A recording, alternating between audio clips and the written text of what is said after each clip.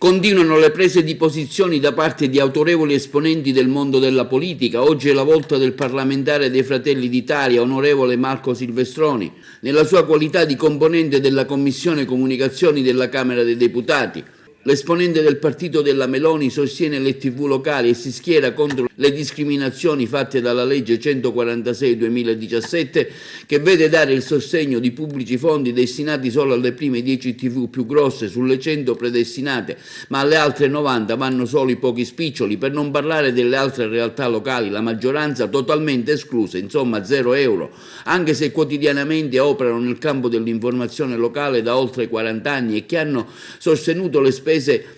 nelle varie fasi di trasmissione, dall'analogico prima al digitale poi. La nostra speranza di editori è quella che la nostra rappresentanza parlamentare possa al più presto colmare una discriminazione che purtroppo non vede essere la legge uguale per tutti, ma solo per pochi facenti parte della casta. Al tal riguardo l'Associazione di Emittenti Locali Televisive, REA, guidata dal bravo ingegnere Antonio Diomede, sta preparando una potente azione legale per il risarcimento dei danni subiti verso le TV locali a causa del DPR 146/17, che ha provocato posizioni dominanti di coloro che hanno ricevuto contributi milionari. Storia tutta italiana è quello che sta avvenendo sulle radio televisioni italiane. 100 su 1000 prendono il contributo dello Stato, in realtà solo 10 di queste prendono il 90%. Bisognerà rivederla per forza questa cosa in Parlamento. Eppure le piccole e medie radio televisioni hanno un'importanza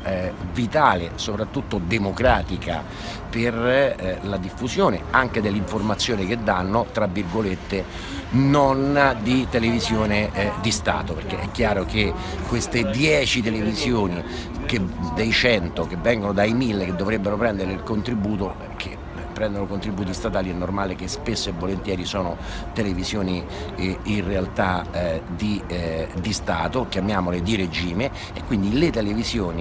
radiotelevisioni private, medie, piccole sono una garanzia di democrazia e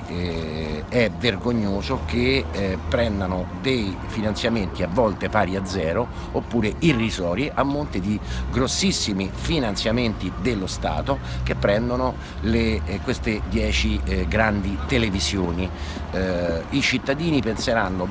che è questo per fare un taglio alla spesa, perché poi quei soldi verranno magari riconvertiti in servizi. Non è vero, i soldi sono sempre gli stessi, non vengono ridotti, solo che se li spartiscono, perché questa è una vera e propria spartizione, le 10 più grandi televisioni italiane. Io cercherò comunque in commissione telecomunicazioni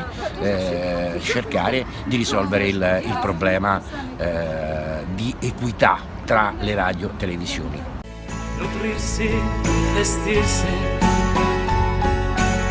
con un tè curarsi e istruirsi, un'assistenza legale umanitaria, ricevere e dare, corretta informazione.